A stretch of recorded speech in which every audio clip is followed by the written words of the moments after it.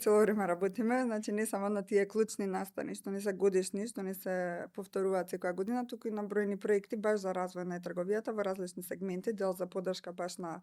раст на понудата преку помош на отварање на продавници, дел едукативни, дали работилници, сесии и така натаму. И она што можам вака како генерален заклучок за широката слика да кажеме дека всушност е цело време во еден постојан раст, забрзан раст е трговијата.